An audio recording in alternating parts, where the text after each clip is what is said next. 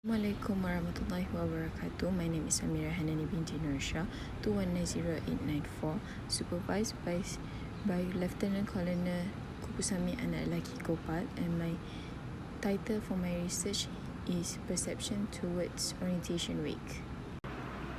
So for introduction, National University of Malaysia was formerly known as the Academy Tentera Malaysia, ATMA, or the Malaysian Armed Forces Academy, which was established on June 1st, 1995. The institution was also branded as the sole organisation responsible in upgrading the knowledge and the academic status of the armed forces by offering bachelor degree courses and not neglecting the basic requirements of military training. The Language Centre is the youngest academic centre in the NDUM and formerly known as the Centre of Liberal and Language Studies. The centre was restructured to accommodate the new needs of the university. The Department of Nationhood and Civilization was transferred to one other faculty in the university effective in 1st June 2012. So there are three research objectives in these studies. The first one is to investigate how the orientation program can improve students' behaviour. Next, to explore the essential of the program. And lastly is to identify how through this program students can adapt with the National Defence University culture. Next, for research question, the first one is how MPJD's program can affect the students' attitude. Next, there are three problem statements that can be seen in this research. The first one is the program tentative, second is the program venue, and the last one is the lack of military knowledge. The tentative program that are so packed when it starts at the early morning and finish at around midnight. It is so tiring and the students did not have enough time to sleep or even prepare for the next day. Other than that, some of the activities on the schedule are not interesting and effective to the students. This will make them feel bored and sleepy during the program. Moving on, the distance between the Dewan Tun Templar and the ladies' hostel, Jebat, are quite far. So when they have to walk all the way, it makes them sweating and feel hot when they reach at DTT. Also, the place is quite small and the students use all space, so the air cycle at that place is quite limited and make them feel uncomfortable. Next, the last one is some of the students have a military presence in their family while some are not. So this will cause an obstacle because they did not know how their practices, culture, discipline and many more. Half of the population in NDUM are military, the students, lecturer and staff. So it is important for everyone to know the military culture so that there are no gap between the civilian and the military. Next, theoretical framework for this research is theory of planar behavior. Why? Because of the addition of perceived behavioral control, which examines whether a person believes they have control over the activity they intend to conduct. The achievement of this goal is determined by a person's individual control over all the various components that go into this action.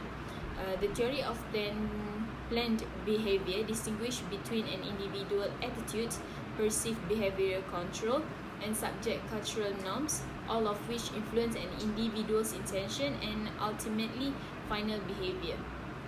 An individual attitude and perceived behavioral control may influence their intention and behavior action in positive or negative way. Some with a bad attitude and the belief that they have little control over an activity is less likely to participate in it. If society disapproves of this behavior, a person's drive to engage it will be diminished.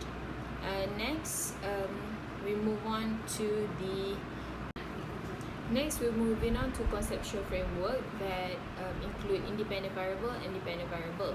The first one is behavior. Human behavior refers to the potential and actual capacity for physical, mental, and social action at various periods of life. Behavior defines how to be and act through visible expression.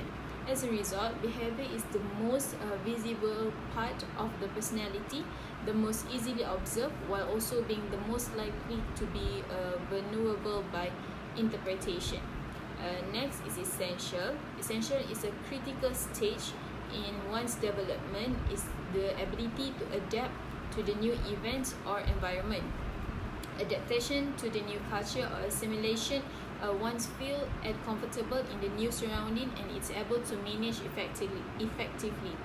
One's sense of belonging has grown.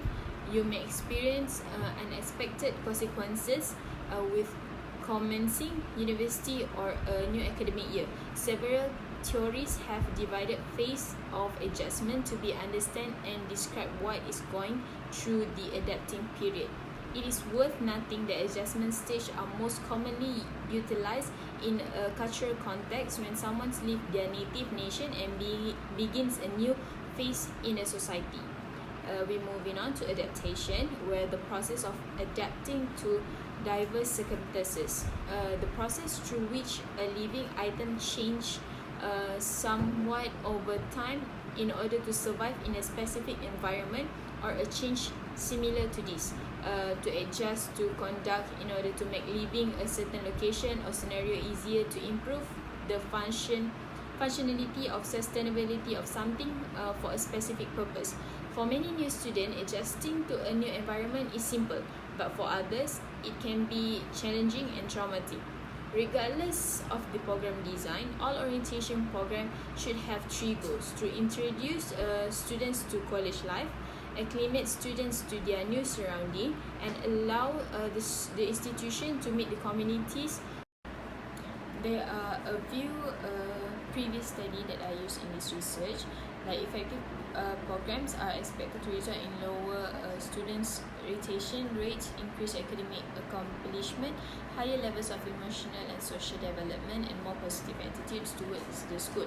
From Evans, Froney, Guido, 1998, Galloway, Prosela, and Transini, 1991, Tinto, 1993, Upcraft, and Gardiner, 1993. Cultural shock is a term used to describe a reaction to a change in one cultural environment. The term was coined by Oberg, 1960. Most students are initially unaware of the service of and opportunities offered by their universities, resulting in a variety of adaptation issues in this new environment. By Burkina, Senel, Elimolgu, Atikan, 2004. Next, we're moving on to the methodology. So the first one is the research design. Quantitative research uses sampling method and the dissemination of online survey, polls, questionnaire, and other sort of data collecting with numerical conclusion to collect data from present and potential clients or respondents. With the introduction of the email and social media survey, research has become more accessible. Online polls, online surveys, paper questionnaire, and web interception survey were used to ask questions of a simple of respondent. Survey research is the most basic tool for all quantitative outcome research approach and studies. Quantitative data is collected via structured questionnaire.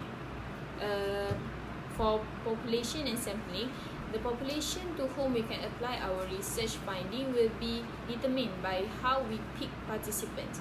A study population is a well-defined group of individuals or things with similar characteristics. The target population will be referred to as such because of a community has too many people to study adequately.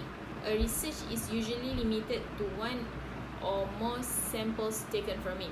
A well-chosen sample will contain the majority of the data on a given population parameter, but a sample-to-population relationship must be strong enough to allow reliable population inference to be drawn from the sample.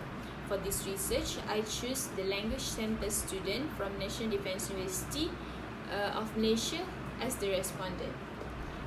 For data collection is the process of gathering and analyzing specific information in order to answer a pertinent question and assess the outcome. Information is collected by data collectors for a variety of reasons. The researchers save time and money by collecting data that would otherwise be secluded if they don't have a deeper understanding of the subject. In primary quantitative research, data gathering is the second most important phase. Probability and non-probability data collection methods include sampling methods and data collection through surveys and polls. Respondents can elaborate on their points of view by answering long-form, open-ended question and closed-ended question. Quantitative data is collected via structured questionnaire. It is also start a formal study, adds data, double-check previous obtained data, and helps validate any previous data. While for data analysis, is used to extract relevant information from data and make decisions based on the knowledge. The process of obtaining, modeling, analyzing data in order to gain insight that assists decision making is known as data analysis. Analyzing your data as a manager can assist you in making better decision by allowing you to make decision based on fact rather than intuition. Quantitative research supports in data collecting, uniformity, and outcome generalization. Descriptive analysis is a type of data analysis that aids the constructive explanation, display, or summarization of data points so that the pattern might emerge that satisfied by all the data requirements. The goal of this project is to characterize of summarize historical and present data in order to assist the generation of the data inside. The purpose of description analysis is to summarize or characterize the data. Next is the thematical analysis. In this study of meaning pattern within a data set, there are multiple stages on this procedure, which is driven by your research question. Focus on the major qualities that relate to your question. There are multiple stages which include creating intention codes or categorizing for possible term place. The researcher can define the names, the terms, and the product of the report. There are 3 sections in finding. For section A, most of the respondents wanted to have a face-to-face orientation rather than online or virtual. Other than that, 99% of the respondents totally agree that they gain a lot of information about National Defence University and help them to know more about the military culture through this program. For section B, for closed-ended question, there are 3 questions, and one of them is about the facilitator of the program, the benefits of the program, and rate the orientation program. Meanwhile, for the open-ended question, there are 2 questions were asked. The first one is the impact of this orientation program and the respondents' recommendation for future improvement of this program. So for section C, the focus is on how this program can affect students' behavior and help students to adapt the National Defence University of Malaysia culture, just like the objective of the study, to investigate how the orientation program can improve students' behavior and to identify how, through this program, students can adapt the National Defence University of Malaysia culture. For discussion, I choose the research objective. The first research objective is to investigate how the orientation program can improve students' behavior. As we can see, respondent 16 said that it helps me to more easily adapt and assimilate into the new environment and culture within the university. The next one is to explore the essential of this program. This program very helpful for new students. It's helped me to more easily adapt and assimilate into the new environment and culture within the university. It is from respondent 16. The last one is to identify how through this program students can adapt the National Defence University culture. Majority agree that at the end of the program, students can adapt with the university culture and agree that military cultural component. Agree to accept the orders from seniors, to follow the military rules even they are civilians, and also agree that NDUM is the right place to help students to build a leadership character. So I have for this research, I have some recommendation for future.